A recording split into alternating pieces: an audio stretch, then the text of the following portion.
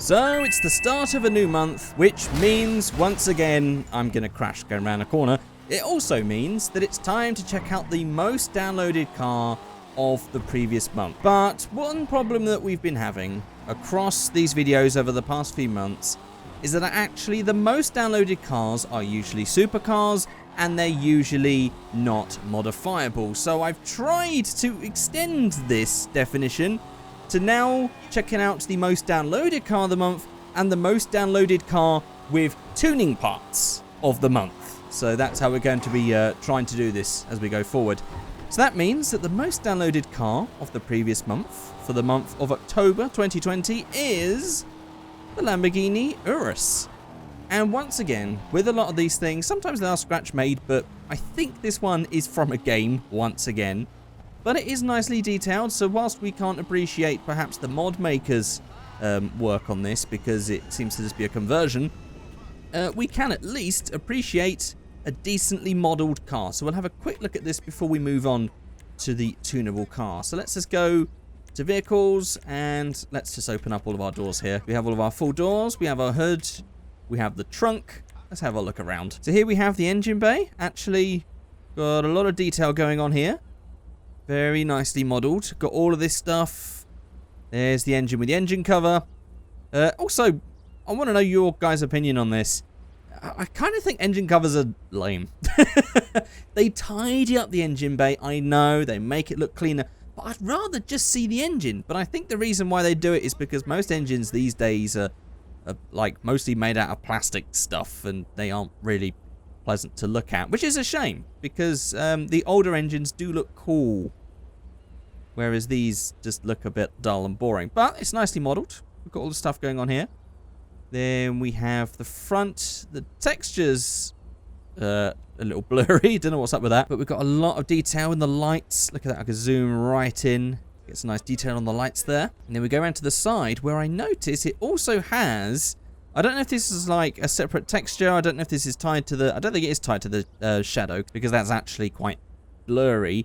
But we do have it saying Lamborghini. Carboceramic. Carboceramici? How would you say that in Italian? Carboceramici. But we've actually got some lights under the doors, which is interesting. In the boot, we have a big boot that's actually got some details here. We've got all of like I don't know, slides for something. I don't know much about this car. And then on the interior, very nice seats. I've got to say, here's the thing. I don't like the Urus, generally. But I also don't mind the Urus. I don't like this shape. I hate the body shape of cars like this. I don't know why people buy into them, to be honest, because it's essentially the same sort of size as you can get with like an estate car, but it doesn't have giant wheels, a big lift, and a high roof. So this has always been a bit of an odd-shaped car for me. But it does have a very nice interior, and it does look very big, because there's a huge amount of space between the seats there. Get some good social distancing on this one. And we had the full carbon dash and everything else. And also, you may have noticed at the start, but we do have a heads-up display as well on the windscreen, which is a nice touch. Oh, and... oh dear. There goes my bonnet.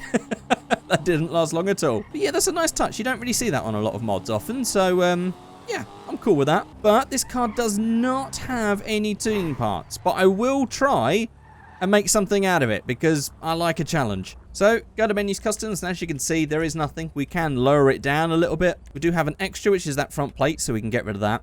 But as this is supposed to look like an off-roader, let's make this look like an actual off-roader. So, let's just go to off-road, and let's get... ooh, look at this. See, this instantly makes it more interesting to me. So, I might go for... I think the flat 6 is actually quite tunery, so maybe not. Maybe the concave 5. Oh, I'd always call that concave 5. The concave 5 or the ridge climber. I'm going to go with the ridge climber on that one. Keep it black as well. And then we'll go for a utility paint, which seems to have a gold flip. We should probably get rid of that. Or maybe actually worn instead of utility, so we can get a bit of matteness, or more like a satin with this one. There you go. We make it, instead of like an olive drab, we'll go for something like a dark green or a green. Yeah, let's go for that. We'll crank the dirt up so it looks like it's actually being used.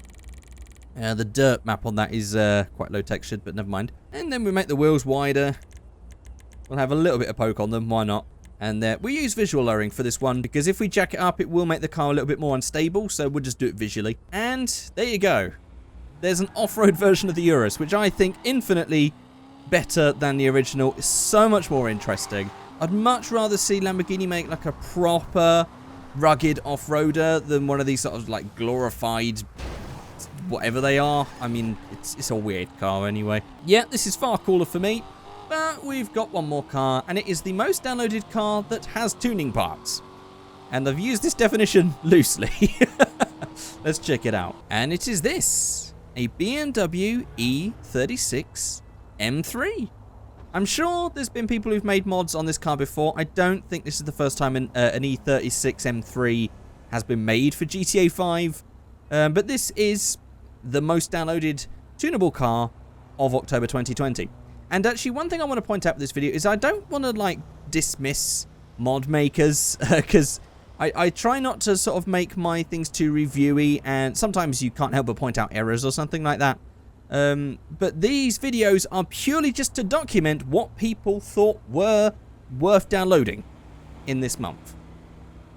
It doesn't always reflect the highest quality car of the month, which is maybe something I should start doing as well. If you guys want to see that, you can let me know.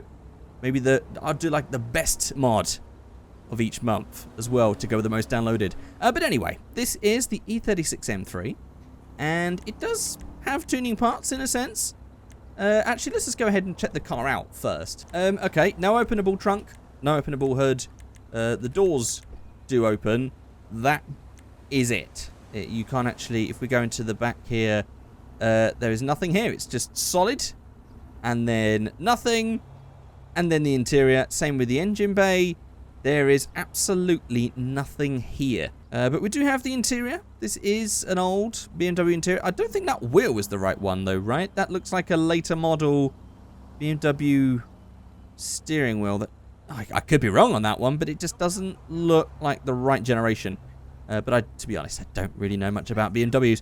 But we have the interior with the M-style stripes going along here. And then we have the outside. Right, let's just go ahead and shut this down. So in menus customs, we have the options. Let's just go for spoilers first of all. We have wing number 1, nice big wing. I've got to say that these cars, I do think they suit wings like this. Maybe it's just because I've seen them quite a lot. But I do think they look alright. We also have wing number 2, which I'm a big fan of. I like these sort of spoilers. And then we just have a more general M3 spoiler. I think that's the M3 spoiler. I could be wrong on that one. But yeah, there is that one. I think for this one, I want to go for a nice race one. So I'm going to go for that big wing right there. On the front bumper then, we just have the one option. This is what I mean about the using tuning parts loosely. This car basically has the stock or a wide body version. So we have our wide body bumper, as you can see here. Extending it. Then on the rear bumper, we have our extended wider version right here. And then, of course, on the skirts, as you can imagine, we have the rear arch right there, all matching up. And then the front is tied to grille. And we put that on, and then we get our front arch as well. And that is the full wide arch kit. But we do also have, on the exhaust, we have one option of the exhaust, because this exhaust doesn't really match up. We can have that one there, but it doesn't have a matching one for the other side, which I kind of think might be a bug. I don't think they had intentionally left that out on one side, but we just sadly have one side of the exhaust here. Then on the chassis, we have a roll cage. There we go. There's our full roll cage in there. Pretty solid. And then for roof, this is actually going to be not a roof. This is just going to be a little extension on the bumper and a tow hook. But this does, I guess it just adds 2. Can you have 2? Is that good aerodynamics having 2 of those there? I really don't know. It does look a bit odd like that. But we also have the tow hook there. I don't know if we can get rid of our number plates. Let's just go ahead to extras. Ah, there we go. We can get rid of the number plate. That's better. And so we can go to suspension. We can drop that down. We can go for wheels. Let's try and get some nice wheels to fit in there. What have we got in the street section that might fit this? I'm thinking something deep dish, considering we've got very wide arches. Also, the arch there is very shiny. That's kind of weird, considering that it's actually darker on the front. That is a bit off. The V8 Killer. I like that that's like a proper center locking wheel. Very race car. I think we'll go for that. And I will use V-Stancer in a second to actually fill the arches. But on the livery, we do actually have some liveries here. So we have the first one, which is... it's like a snake with... I don't know, is that like sakura leaves? Like a sakura tree? Not entirely sure, but we have that one. Then we have the one that we've already seen with all the M stripes on, the M Power stuff. Then we have the plain colour for the streetable look. Then we have this one, which actually I quite like.